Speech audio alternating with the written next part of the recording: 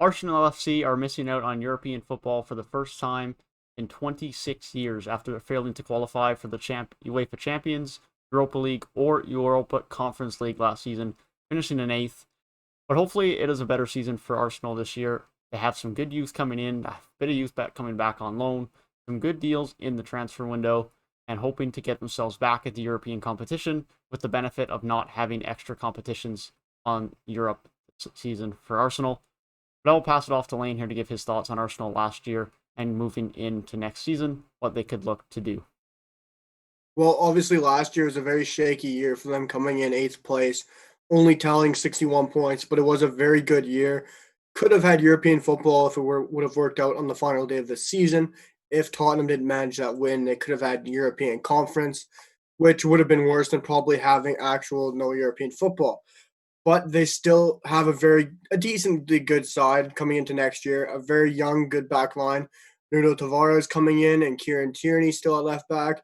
You also have the likes of Gabriel with Ben White, Callum Chambers, and Pablo Mari still there, and a good goalkeeper in Bernd Leno. But Ramsdale is still in the talks becoming. The midfield for me is still very shaky. You do have Thomas Partey there. You still have the likes of Joe Willock, but he's going to leave. El Neni, Granit Xhaka, more than likely going to leave this summer. Attacking wise, you're quite fine. You have Bukayo Saka, Emil Smith Rowe, Martinelli, Pepe, Lacazette and Aubameyang. So many options they have, but it was an okay year for them. Not so good. Still managing to have a great end of the season on a really good run for them. Close to managing that European football, but they couldn't quite cut it. Next year, I think, or this coming season in a couple weeks, is going to be very interesting for them. And how they start, they got a really easy game playing Brentford in their first game of the season, where they have to start off with a big bang there, and then it'll hopefully carry on with momentum for Arsenal because they need to have a very strong year this year to regain some form and some European football. Yeah, definitely. I don't think there's any excuse for them to not make European football this year. They're not going to have any European competition. They're going to be more rested for those top games than most of the other top teams across the league, as they will be dealing with that extra competition. And so there's no reason why they shouldn't be competing in there. As you said, I think the biggest question mark for them is going to be that quality and the depth within the midfield. It's a bit unknown still who's going to actually be in that midfield for the team once the season starts, because Granit Xhaka, as you mentioned, has been heavily rumored to leave this summer. That still hasn't happened. Lucas Torreira has pretty much been a given that he's going to be leaving the summer, but there hasn't been much talk of him lately as to where he will be going. And now Partey in the front preseason this morning against Chelsea has now picked up an injury, and it is a bit unclear as to whether that is serious or not. And so they could be looking at Herrera. Depends on if he stays or goes. Lokonga, new signing, could be fine, but new signing, new to the Premier League, is going to have some question marks in there. Maitland Niles could slide in, and then El Neni is there, but there's still a lot of question marks about their midfield. Their attack, I think, is good. It's young. It has a lot of promise to improve. I think that'll be fine, and I like their new center back pairing now with Ben White and Gabriel. I think that has the potential to do quite well. Of course, Kieran Tierney is a very good player for them, and I think is going to continue to be one of their best players for them this season. But I think the biggest concern for Arsenal still just has to be their midfield moving forward into this season. Yeah, definitely. I think that midfield is very shaky still. They got, like you said, Party there, but really picked up an injury this game this morning against Chelsea, and no one's really sure how significant that will be. Give it a day or so, and we'll figure out what that will be. But like you said, you look at the rest of the midfield. Lokongo, very young, very good talent, but the Premier League is a very physical league compared to where he's coming from in Belgium. So you're obviously not sure how that's going to work for him coming into the Premier League. And you got the likes of, like you said, Maitland Niles. Who knows? He might still leave. He's never really been in the Arsenal picture.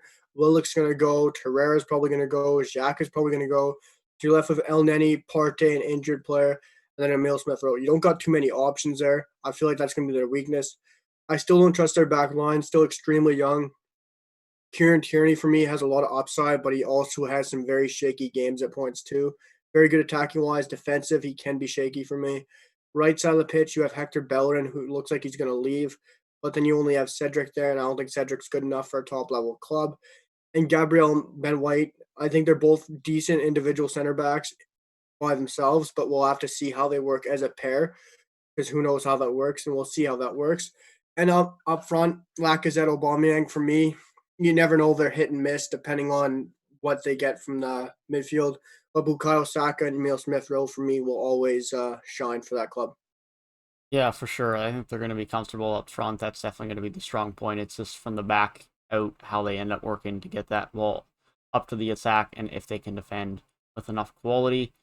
As far as their transfer window this summer, they've obviously made some key signings, with Ben White being the most notable one, coming in at around 50 million. They've also brought in Nuno Tavares, which is interesting now that we're talking about, of course, Kieran Tierney is that guy for them at left back. Whereas if Bellerin does leave, it is a lot more of a question mark at right back. And so I think it is a good signing for a good fee, but right back does seem like a bit more of an issue for them. And then the Congo signing, it's just a matter of wait and see how he adjusts to the Premier League. It's a good young signing, and they obviously need some midfield help, but it's just going to be a wait and see on how his adjustment is to the Premier League. I haven't really seen too many guys go out this summer outside of players that are on loan. Of course, Saliba's gone on loan. Guendouzi has also gone on loan again as well. And David Luiz has left the club, and it is expected that Willian will leave the club as well, although that has not happened officially yet. They haven't brought too much money in the summer, but they've still spent a fair bit of money, something that Arsenal haven't done a ton of as of late. But some important signings for them. Another center back after the departure of David Luiz, of course, was very needed, and any midfield help is very much needed for Arsenal this summer.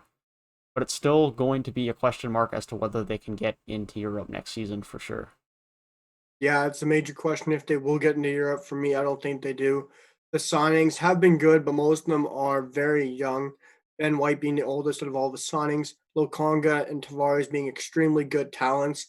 I don't think they're at the level to be a top Premier League starter yet. Lokonga, for me, probably will have to start for them so we can see what he's got. But it is a physical league, and the change might be tough for him. But like you said, not too much going out, not much money coming in, and it'll be very interesting to see how they get some funds to bring in another midfielder if they can still do that at this point in the year. Yeah, certainly. I think the expectation for them is they were going to have a bit more money coming in at this point. Bellerin was expected to be sold. Jack Torreira, there was a lot more funds that they thought they were going to have at their disposal, and it just hasn't carried out that way. And they still do have a few weeks to be able to make some sales, but the further we get into this window, the less likely looks like those guys are going to be gone from the team. And it's going to be a bit of a weird scenario if they have to bring those guys back into the team and playing key roles for them this season, as they're going to have to, especially with Bellerin. He's probably going to be their starting right back. And then if you look at Granit Xhaka and Lucas Torreira, they don't have enough options in the midfield for them to not be able to play significant roles for them this season. And so it'll be interesting how that works within the locker room and how willing those players are to really put in a good effort for Arsenal this season. But they Yeah, definitely have some concerns, as you said, for top six. I personally do have them in a European spot, but I'm not in any sense confident by that. They could definitely fall at anywhere as low for 10th place for me. I do have them getting into Europe, surely based on the fact that I think Spurs are going to be worse this year, with Harry Kane most likely leaving. And I think some of the other clubs could potentially struggle a bit more just based on the fact of having some European competition, most notably West Ham, and I think that'll move them a bit down the table. But I don't think Arsenal are going to be comfortably in a European place by any stretch. I think it's definitely going to be a season for them that's going to test them, especially if this Thomas Partey injury comes down as being significant. yeah, we definitely differ on where we think the team will finish because I have them not improving or not getting worse. I have them still staying in eighth. I don't trust Mikel Arteta. I think he's not as good as Frank Lampard or Ole Gunnar Solskjaer. I think he's good tackle wise, but I don't think his man management skills are up to the task. But every season he's been there, he still hasn't improved. I haven't seen much difference. But it is a project for him, so I still think he is going to stay in the job. But eighth place for me is where I have Arsenal finishing. I just don't think they got the better team than some of the other teams out there. I think teams behind them, such as the Leeds, will improve. I think the likes of Aston Villa are going to improve. They've had an unbelievable summer. And like you said, Tottenham and West Ham, I feel the exact same. I don't think they're going to be as good as they were the season previous. I see Tottenham finishing worse than Arsenal if possible. I see West Ham dropping quite a bit down. They haven't really brought anyone in major in. They haven't brought in a clinical striker, which they'll need in Europe. And they just haven't brought in much depth, which they will need playing in a competition like Europa League, playing Thursday and Sundays now. So I do see Arsenal improving a bit. Maybe seventh is possible. Sixth is still possible, having no European competition. But I just don't finishing too high with the likes of Aston Villa, Everton, and Leeds catching up to them. Yeah, for sure. I think Aston Villa, Leeds, and Everton are definitely going to give them a good challenge. And as much as Spurs and West Ham will still be worse, I don't think they're going to be so much worse that they're not going to be at least in the same type of realm. they couldn't cause a few problems as well. I wouldn't expect it. That's definitely not out of the question. So there's going to be a lot of teams fighting for those 5, 6, 7 spots this season. I think most people have a fairly general consensus of who they think the top 4 is going to be. But after that, it really could just be an absolute crapshoot of who's going to be in those spots from 5 down to 10 or 11. Pretty much anyone is in contention for those. And after that, then it's kind of the rest of the pack after 11.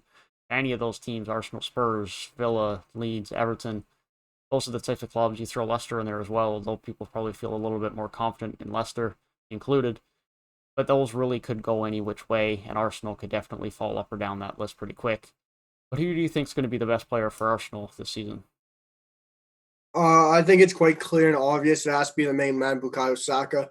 People might think Aubameyang, Lacazette. You might even say Emile Smith-Rowe after signing his new contract.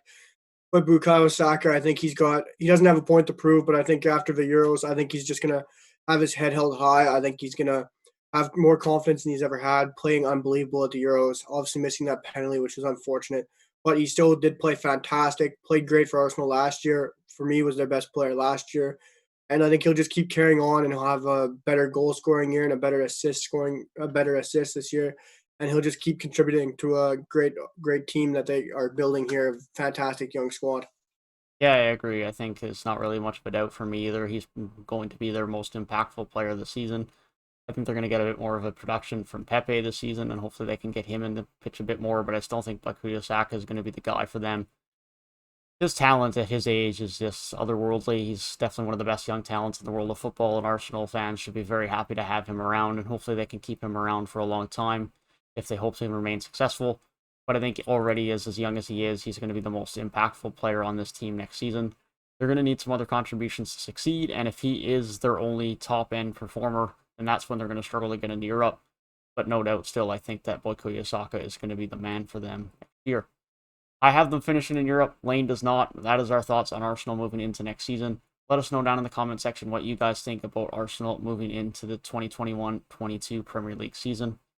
If you guys did enjoy the video, feel free to leave a like down below and subscribe to the channel if you are new, as we will be continuing to do season previews for every Premier League team in the league, continuing in our next video with Aston Villa later today. Hope you guys have a great rest of your day, and we'll see you guys in the next one.